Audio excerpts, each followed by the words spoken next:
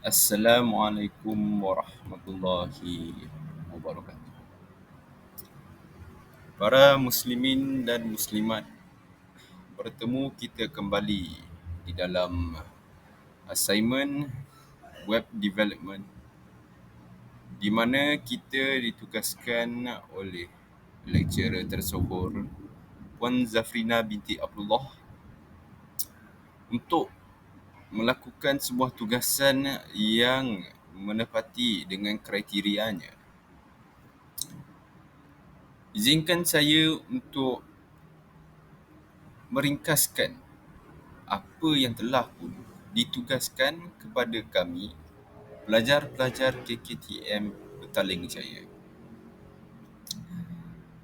Pertama sekali, kita akan menggunakan web host di mana data-data yang disimpan pada web host ini adalah pada cloud berbanding dengan local host di mana data-datanya disimpan di dalam device tersebut. Jadi, berikutan adalah gambar rajah peringkasan tugasan yang akan kita laksanakan sebentar nanti. Jadi, secara ringkasnya, kita akan menggunakan dua biji sensor di mana pilihan sensor saya adalah DHT11 dan juga LDR. DHT11 bertujuan untuk mengukur kelembapan dan juga suhu di dalam bilik, manakala LDR digunakan untuk mengukur cahaya berdasarkan perintangnya. Saya akan menggunakan microcontroller ESP32. Dan kita teruskan pula dalam tugasan seterusnya adalah untuk membina sebuah borang aduan atas talian mengenai masalah dalam tugasan kita ini. Jadi kita teruskan dan melihat. Jadi ini adalah web yang telah pun saya develop, sebab nama subjek ni web development. Jadi apa yang tuan-tuan dan puan-puan sedang lihat adalah paparan utama dalam tugasan ini. Apa yang tuan-tuan lihat sekarang adalah dinamakan dashboard. Dan tujuan dashboard ini adalah untuk memaparkan data-data yang telah pun dibaca oleh sensor kita sebentar tadi secara waktu nyata. Jadi, seperti yang telah pun saya ungkitkan sebentar tadi, berikutan adalah bacaan daripada sensor DHT saya, yakni suhu dan juga kelembapan, manakala di bawah ini pula merupakan bacaan untuk sensor LDR saya. Jadi, workflow lah kita namakan untuk tugasan ini adalah yang pertama, sensor akan mendapat bacaan dan bacaan itu akan dimasukkan ke dalam sebuah database. Dan database itu juga hendaklah berada di dalam web host. Dan data-data daripada database tu akan pula dipaparkan di halaman ini. Jadi, mari kita lihat yang pertama sekali, database untuk bacaan sensor. Nampaknya saya dah salah buka. Jadi, kita lihat database untuk sensor kita. Bismillah.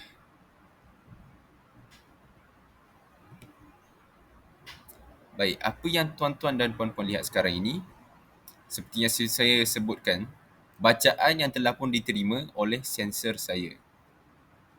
Seperti yang tuan-tuan dan puan-puan dapat lihat, struktur database saya ini sangatlah teliti. Ya, kita ada 5 kolom.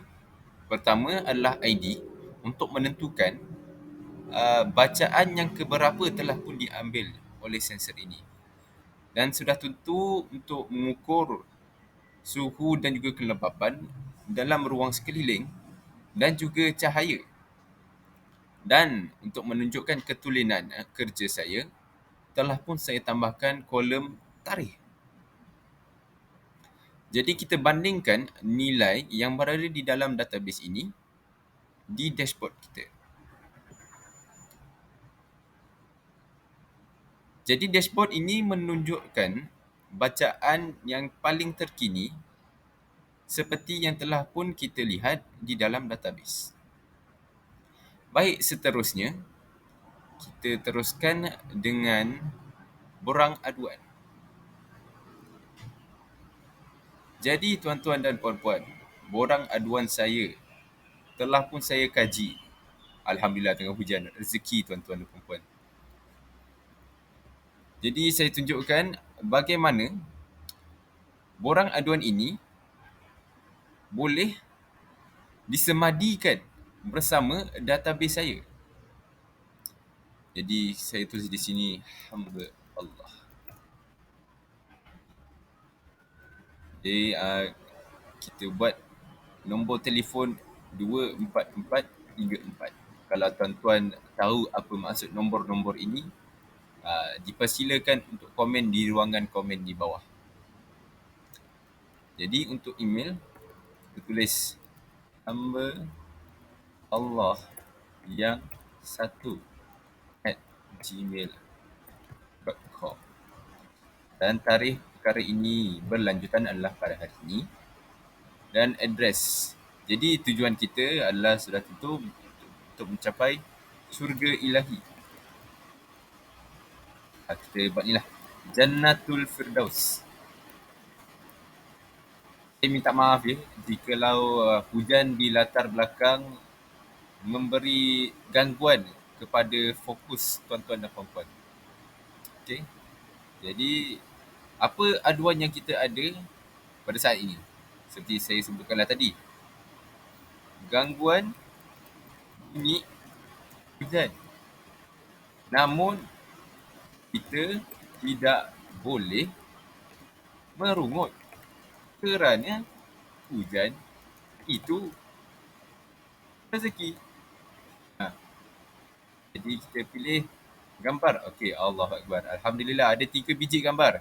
Jadi tuan-tuan dan puan-puan, saya pilih yang 1, 2, 3. Ke mana? Okey, yang ketiga. Jadi kita teruskan dan lihat. Jadi kita tunggu sebentar sementara dia mengupload. Alhamdulillah, laju betul. Memang benar rezeki itu ada. Kita lihat pada database dalam borang aduan ini dan lihat adakah nilai ini akan dipaparkan. Allahu Akbar. Nampaknya ada sedikit gangguan internet. Jadi kita tunggu sebentar ya. Saya minta maaf. Saya tidak menjangkakan perkara ini. Namun manusia merancang dan Tuhanlah sebaik-baik perancang.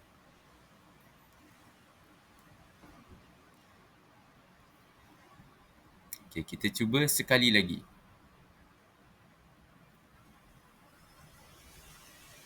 Alhamdulillah muncul juga. Ini dia tuan-tuan dan puan-puan. Jadi kita lihat pada itu dia. Itu dah data terkini yang telah pun kita masukkan sebentar tadi. Ada lagi satu cara untuk kita melihat apa yang telah pun kita masukkan ke dalam borang aduan itu sebentar tadi, iaitu menerusi web juga.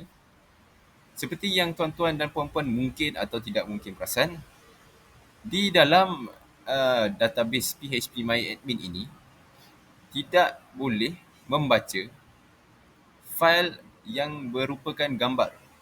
Jadi disebabkan itu, saya telah pun membina subweb di dalam halaman saya ini agar kita dapat melihat gambar-gambar yang telah pun diciptakan oleh orang-orang yang ternama.